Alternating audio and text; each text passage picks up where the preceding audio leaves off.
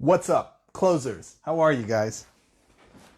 Greg Williams III, founder, CEO, FastStartMarketer.com. Welcome to another edition of Coffee with Closers. I'm thinking of calling it that. My daughter's on this chai tea kick, and she's got us all drinking chai tea. She just comes in the house and says, chai tea, and then just gives it to everybody. It's pretty hilarious.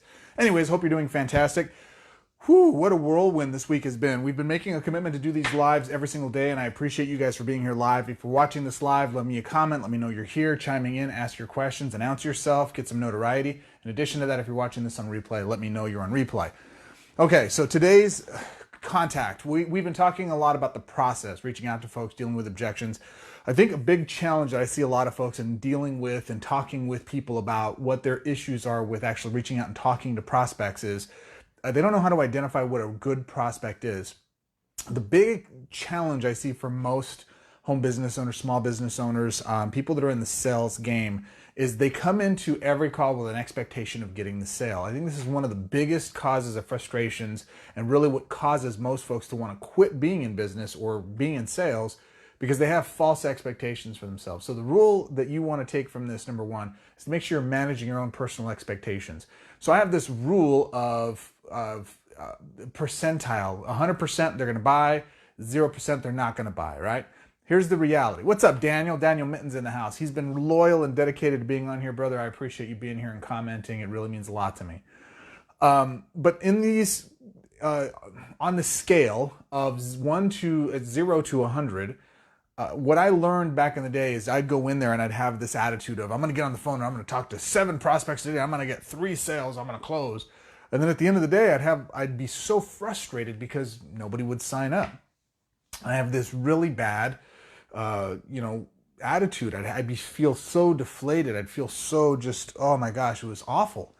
And over time, it started to wear on you, especially if you're somebody who's had success in sales and you start hitting a slump. No one's immune to this, I should say. And one lesson that I learned really early in my career is that just because someone sounds like they're going to be a solid prospect or someone who's going to buy doesn't mean that they are. No one's ever 100% going to buy. I have no idea who that is. Okay? Sorry, I got a phone call in. And on the converse, anybody is not a 0% chance of being successful. I cannot tell you through sheer repetition, through the numbers of contacting folks, I just made a pitch to people. And just even if they were the most disinterested, they were rude, they interrupted me, they said they weren't interested, all the objections and rebuttals that they could possibly give somebody or objections they give to somebody.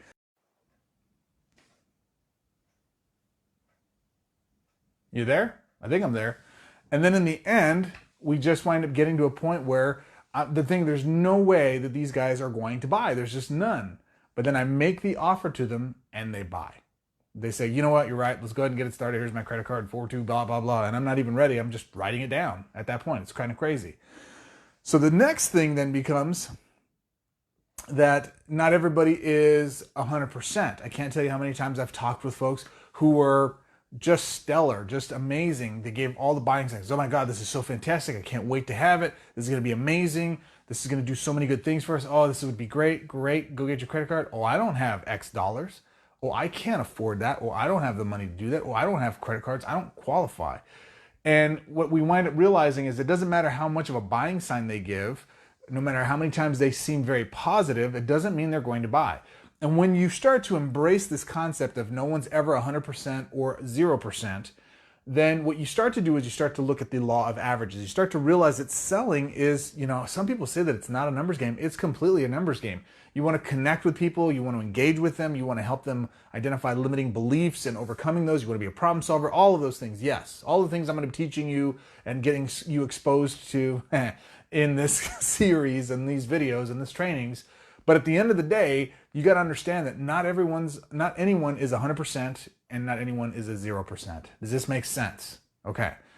So what you're doing for yourself is when you come in with the attitude of, I don't know, let's see where they are. Let's see what they do when it comes time to make a buying decision.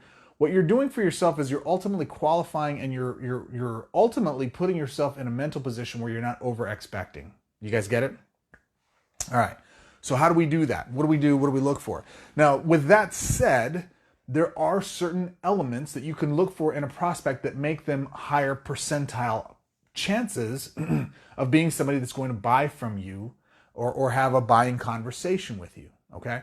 So what those three things are is asking these questions, getting to this baseline. If you can get the answers to these three questions, your odds of getting a sale exponentially go up. They are: what does a prospect actually want? Not surface want, but actually really, really want. Why do they want it? Why is that something important for you to achieve? And then third, what are you willing to do to get it? So WWW, what do you want? Why do you want that? What are you willing to do for it? Now you'll note that I'm not sitting here trying to influence this at all. In the way that I ask these questions, I ask these sequence of questions of, just, hey, what are you looking for? People come to me all the time. Greg, I have this challenge. I'm really wanting to fix my leads. Okay, what's the problem with leads?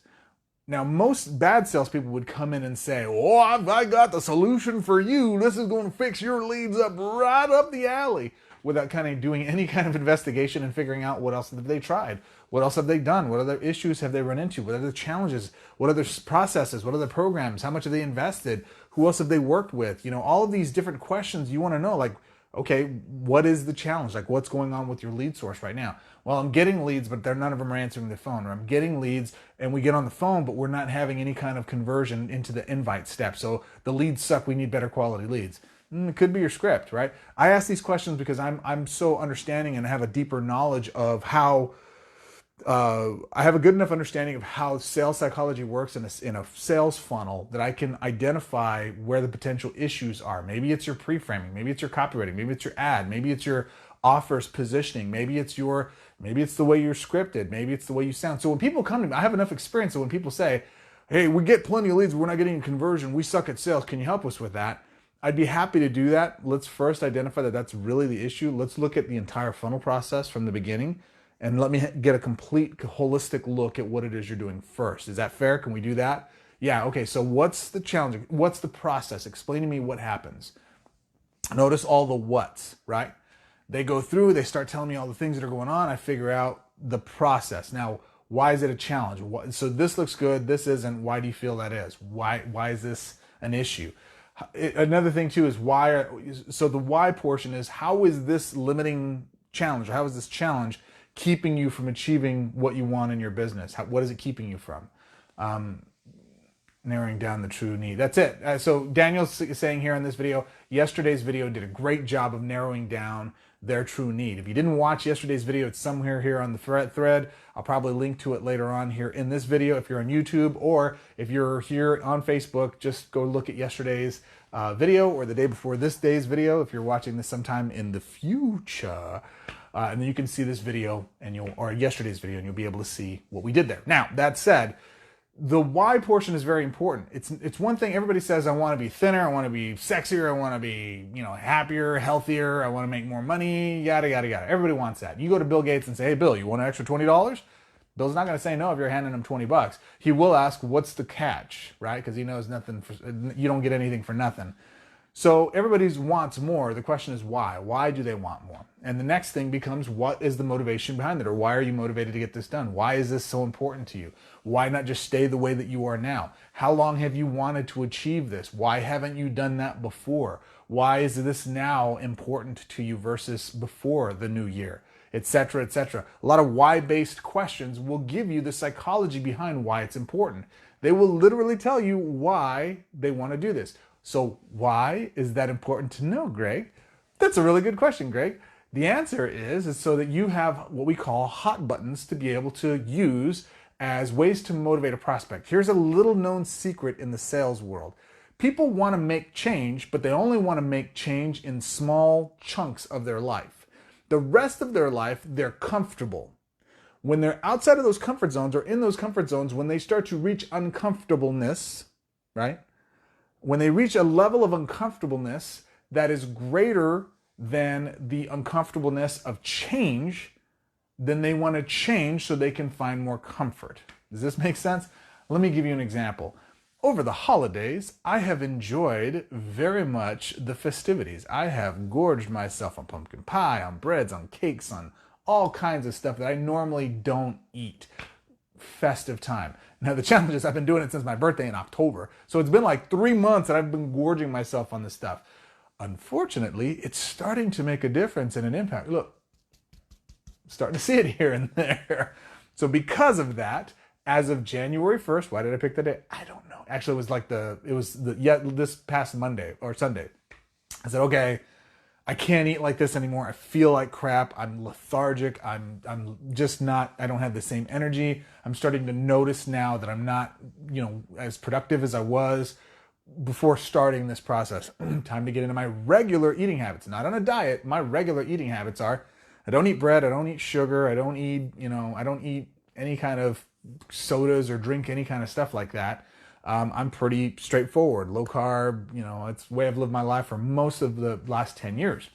So as soon as I'm back in my regular routine, I start to notice that all of my stuff goes away. So why do I want to lose weight? Well, I'm lethargic. I can't keep my eyes open. I can't focus on my work. And I don't have the same energy as I did before because I'm not exercising as a byproduct of eating garbage and feeling crap, right? I'm horrible about soda. Soda is absolutely it's liquid poison, man. You usually have to have it reframed in your brain so you won't touch it. If you basically go watch a video on YouTube of the soda put on battery acid and watch what it does to that and know that you're putting that on your stomach lining every single day. It's rough, man. That's pretty rough. That stuff is poison, straight up poison.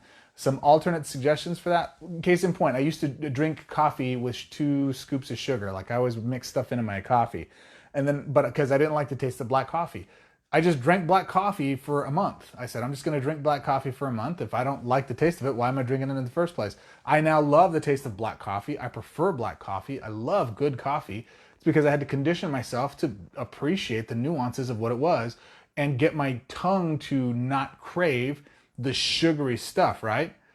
And so because of that, it changes your entire parameter. For most folks, it's about 2 to 3 weeks. If you can do the thing for 2 to 3 weeks, muscle through it. I know the first time I stopped eating breads and carbs and that kind of stuff, 2 to 3 weeks. But my mom makes awesome tamales during the holidays. She makes breads that are so good.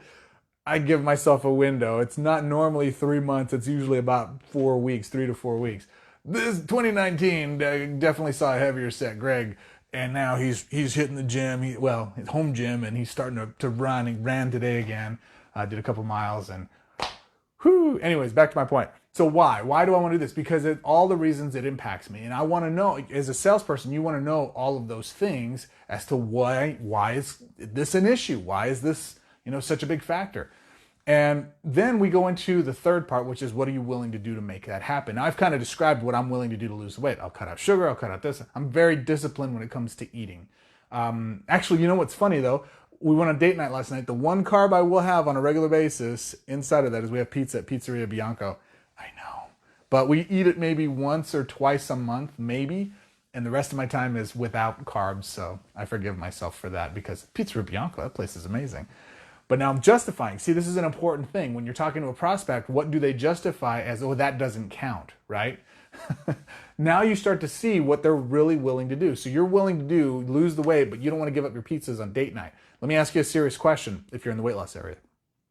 If you could still continue to eat your pizza, would you be willing to give it up for at least 2 weeks to kind of set your body in a good place and then only have that once every 2 weeks? Would you be willing to do that? Is that reasonable? Because if you can do that, I can help you get results much faster. If you're not willing to do that, I just want to be honest with you. It's not going to work like anything else because your body doesn't have a chance to reset to it. Does that make sense? Yeah, it does. Now you're catching what they're really willing to do. I'm willing to do that. Listen, you're going to make mistakes, but the first 90 days, you have to be militant about it. So if that means you got to, text me up in the Facebook group and say, I want to eat this pizza right now so bad. We'll talk you off the ledge. We'll have support members there. We'll have a great group of people to help support you get that off. It's one of the big benefits in our program that helps people stay committed to their weight loss goals. Yes, you're going to flub from time to time, but with that type of a support system, it makes a huge difference for you. Does that make sense? Great. What would that be worth to you? If you had something like that working for you, what would that be worth monetarily to you? Man, that'd be worth at least $50 a month. Okay, great. Good news, it's not going to cost anywhere near $50 a month. For the membership, you do have your food replacement, but that's less expensive than what you would be doing and normally eating the pizza. How much is it, by the way, how much does it cost to go have that pizza? About $20 a pizza. Okay, so the good news is you'd be able to replace that with something just as delicious and filling and satisfying for less than $2 a piece. Well, that sounds fantastic. Yeah, it's pretty darn good. So you actually can save money versus spending more money on stuff like you are now. Does that make sense? Great. So would you be willing to do that? Yes, I would. Fantastic. Here's what we're going to do. I'm going to invite you to the next step. Now we have a good prospect. We figured out what they want, why they want it, and most importantly, what they're willing to exchange to get it. Notice I didn't go in there and paint a happy picture that's a miracle cure-all. People don't believe that, guys. Your product or service, benefit, I don't care how miraculous it is, it cannot be a cure-all. It can't be a fix-em-all because there's so many snake oil salesmen out there that are promising big results without any kind of effort, input, or any kind of focus whatsoever, and this just isn't a reality. Your worst enemy to getting a better result in your life, in any aspect of it, weight loss, health, financial, relationships, production at work, effective in skills, whatever it is you're trying to do, the only person standing in your way is you and your level of discipline. Now, this is hard for folks to accept because the bottom line is I want to achieve a high level of success in all aspects of my life. But what am I really willing to do for myself? What am I going to, how do I self-sabotage that keeps me from getting that done? These are the why questions. What are you doing right now or in the willing, actually you should ask these in the willing section of the conversation you're having with folks. What are you doing to self-sabotage? I mean, obviously this isn't your first time trying to do this, right? No, I've done this before. Daniel, in your case, you're talking to a business owner. He does legal services. Obviously, in your case, you want yourself to be protected from frivolous lawsuits and government regulatory things that are you just have to have in place, right? Yes. Have you tried doing that in the past, or what have you done? Why have you ignored this? Why hasn't this been important enough to you?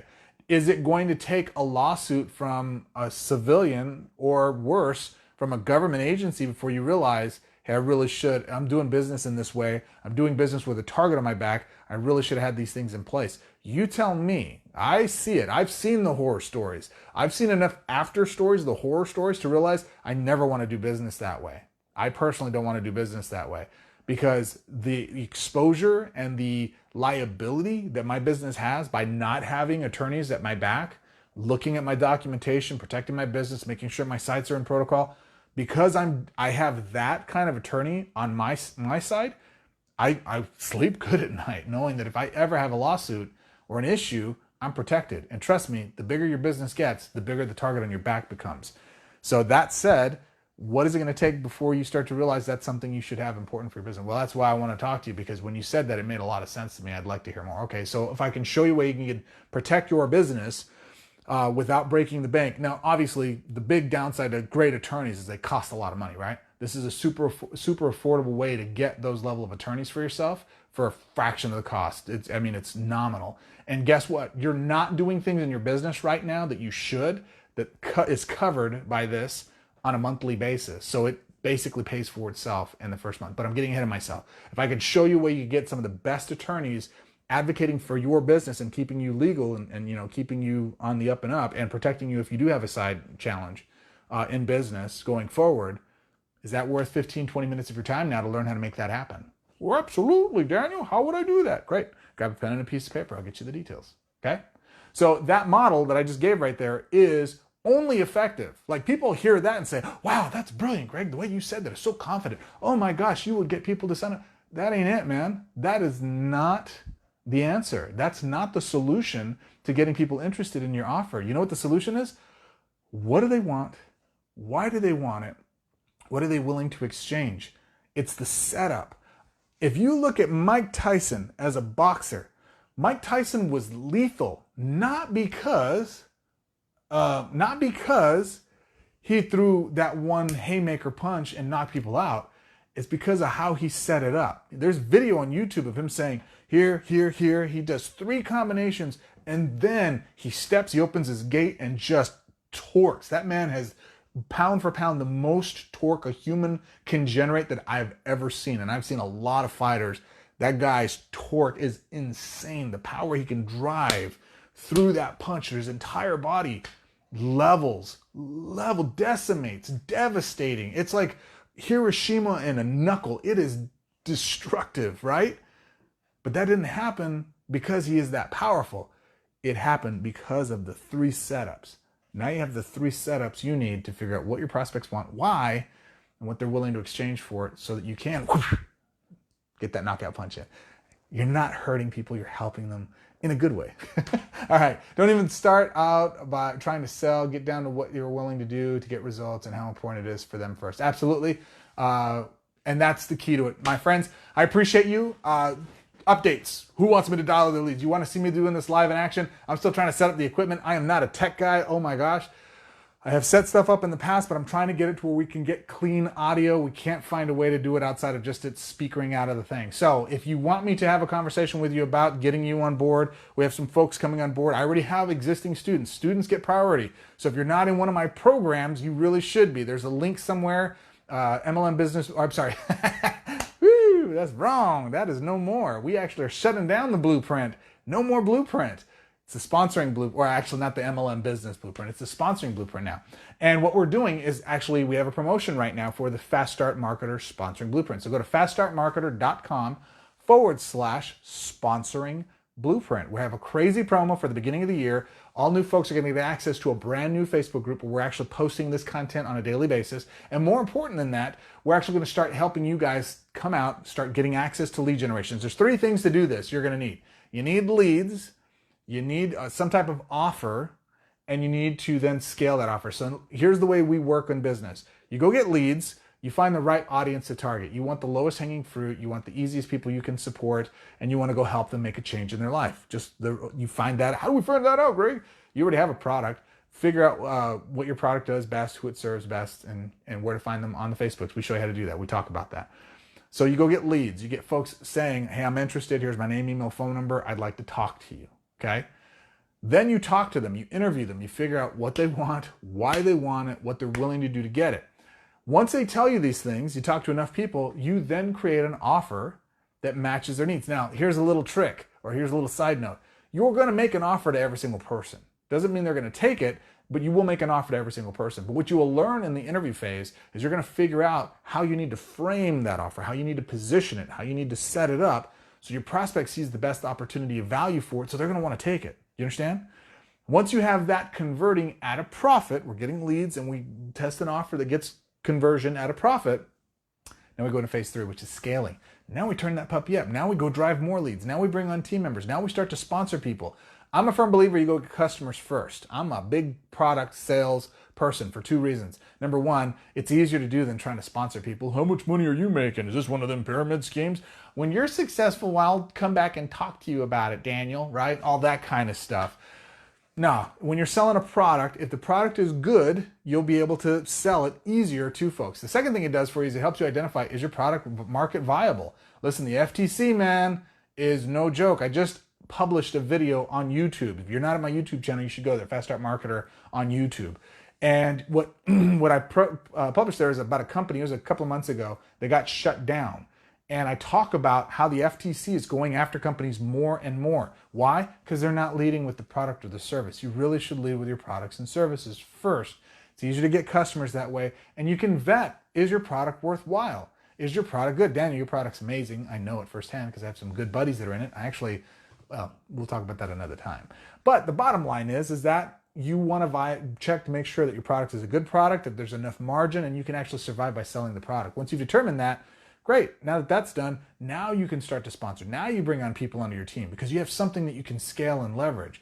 But the products practically sell themselves. Then why are we needed? That's not true. You need to know how to sell. You need to know how to market. You need to know how to generate leads. And you need to know how to convey benefits, communicate value to those prospects so they'll eventually buy. That's it, my friends. This is Greg Gomez. Did you get value out of this? Do you find these valuable? Are these worthwhile? Are you enjoying these? Do they help you in your business? Do they help open your mind to have a person who's been one of the #1 sales reps in any program they've ever promoted for the last 30 years basically handing you the keys to success in sales? If that's a yes, if you're agreeing with me, like you should be nodding your head, yes, Greg, yes, Greg. Awesome. Do me a favor, comment. It makes a big difference. The algorithms see it and it pushes it out to other folks. And I want to hear your feedback. I want to know you're not just sitting there with your arms crossed across the hall saying, I don't know if this guy can sell or not. Challenge me. I'd love to hear your thoughts. What are the objections you're running into? What are the challenges you face in your business specifically? I'd love to shoot a video to answer those questions for you. And more importantly than that, excuse me, if you know somebody who could really use this sales training to help them in their business, tag them in this post, share it with them. Don't be annoying, but definitely comment to them, send them a link individually, let them go watch it so they can comment on here. And if you are somebody watching this as a referral and you got value out of this, thank them in the comments below. So if Daniel's sharing this with somebody and you know Daniel and Daniel referred you and you're not thanking Daniel, it's kind of ungrateful, bro. It's kind of ungrateful. Don't be a jerk. Be a good closer. Go get it done. My friends, that's it. Take action, comment, like, share, plus all the good stuff here. And if you're on YouTube, you can check out my latest video here, which I highly recommend. You can subscribe here, which you do. Get subscribed, click the little bell icon, ring my bell, cling, and that way you get notifications when we send out the latest stuff. It means a lot to us. It gives us a lot of things that are going on. And for the YouTube folks as well, if you're not a subscriber on YouTube, we need 1,000 subscribers. We're going to do some promo for 1,000 subscribers. Let's actually think about, you know what? I'm going to give out a $100 gift card to Amazon. That's what we'll do. $100 gift card to Amazon once we reach 1,000 subscribers. So when we do that, we'll have a contest for you guys, and it'll be for one of those people at random who are fans of ours on YouTube. That said, my friends, I appreciate you. Like, follow, all the good stuff here, and go over to YouTube. I'll have a link in here for you soon, so you can click on it. It's probably up or above or below, and go check that stuff out. Appreciate you. I'll see you in the next one. Orale. I'll see you in the next one. Bye.